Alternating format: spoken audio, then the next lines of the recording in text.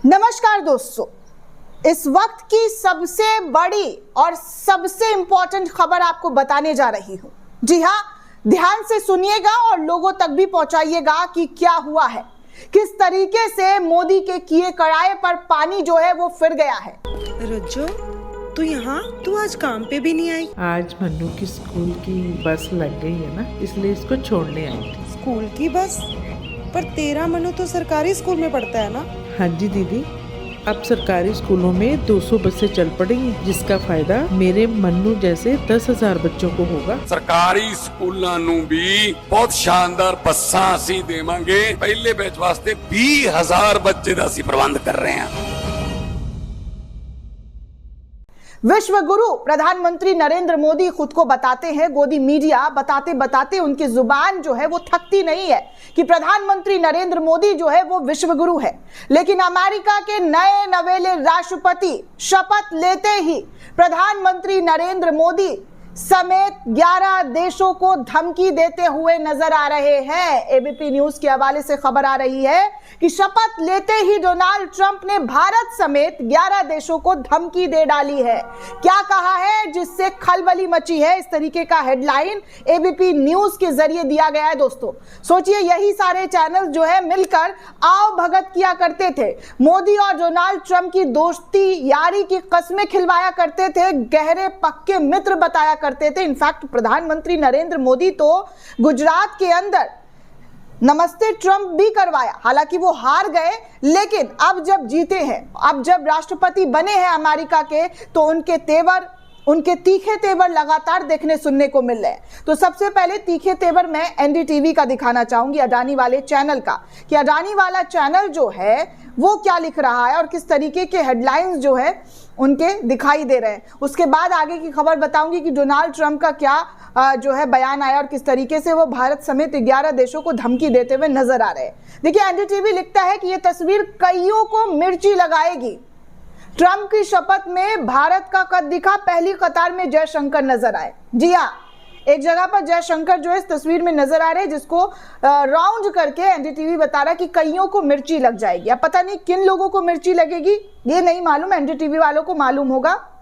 अडानी का चैनल है, कुछ भी पता हो सकता है कि किस बात से किसी को मिर्ची लगेगी। लेकिन बहुत सारी भीड़ है जहां पर जयशंकर नजर आ रहे हैं और कहा जा रहा है पहली कतार में दिखे। चलिए ठीक है, मान लेते हैं पहली कतार में दिखे।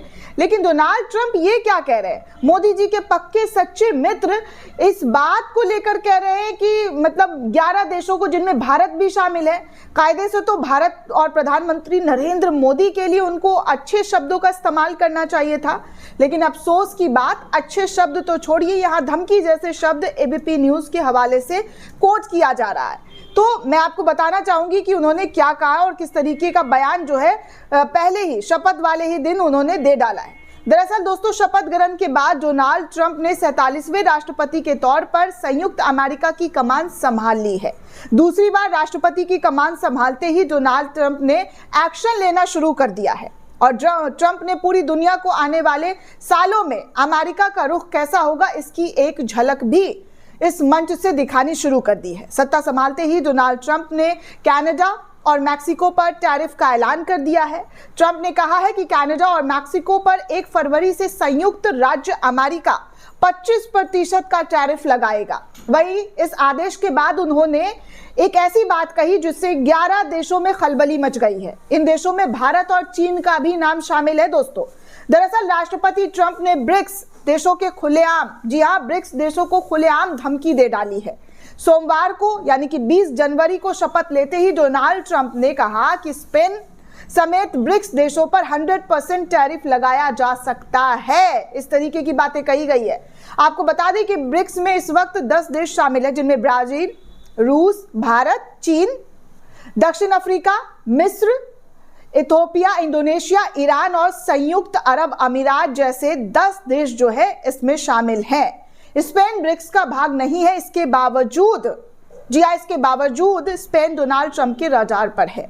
डोनाल्ड ट्रंप ने पिछली साल दिसंबर महीने में ही ब्रिक्स देशों पर 100% टैरिफ लगाने का इशारा किया था। हालांकि उन्होंने इसके लिए शर्त भी रखी है। जी हाँ, डोनाल्ड ट्रंप ने राष्ट्रपति शपथ लेने के बाद ही अपनी पुरानी धमकी को खुलेआम मंच से दोहराया। उन्होंने ब्रिक्स देश को धमकी देते हुए कहा कि अगर ब्रिक्स देश अमेरिका विरोधी नीतियां लेकर आती है तो इसके लिए उन्हें अंजाम भुगतने के लिए वो तैयार हो जाए। सोचिए, इसमें ब्रिक्स में भारत भी आता है और वो अंजाम भुगतने की बात कर रहे हैं। ट्रंप ने दिसंबर 2024 में साफ तौर पर कहा था कि अगर ब्रिक्स देशों ने अमेरिकी डॉलर को कमजोर करने की कोशिश की, नई करेंसी बनाते हैं या डॉलर के मुकाबले किसी भी अन्य करेंसी का समर्थक करते हैं तो अमेरिका उस पर 100% टैरिफ लगाएगा। उन्होंने अमेरिका में अपना सामान बेचने को जो है कहा है कि उन्हें अमेरिका के अंदर किसी भी सामान बेचने की जो है उन्हें इजाजत नहीं दी जाएगी, उनको अलविदा कह दिया जाएगा,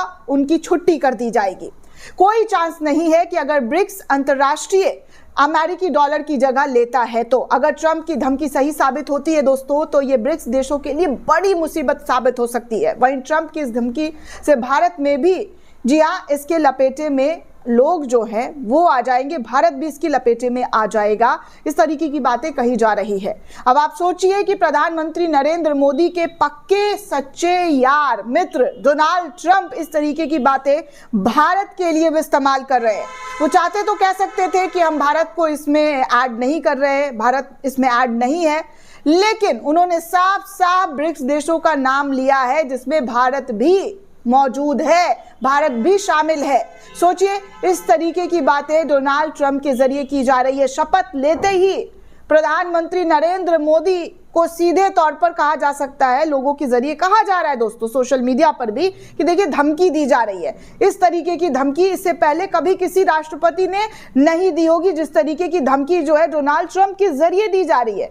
सोचिए, डोनाल्ड ट्रंप, जी हाँ, डोनाल्ड ट्रंप जो है वो अभी नए नए राष्ट्रपति बने हैं, लेकिन इसके बावजूद भी उन्हें प्रधानमंत्री नरेंद्र मोदी की दोस्ती यारी नजर नहीं आ रही है। प्रधानमंत्री जो विश्व गुरु है उनकी, जी हाँ, उनकी लोकप्रियता उनको नजर नहीं आ रही कि भारत अगर एक बार, प्रधानमंत्री एक बार अपनी आंख दिखा दे, 56 इंच का सीना दिखा दे, तो डोनाल्ड ट्रंप या कोई ट्रंप भी काम नहीं देगा।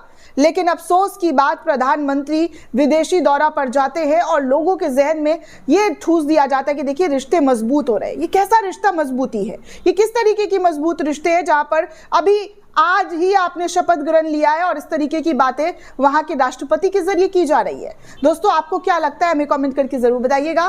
साथ ही साथ चैनल को ज्यादा से ज्यादा लाइक, शेयर और सब्सक्राइब करना बिल्कुल भी ना भूलें। धन्यवाद दोस्तों।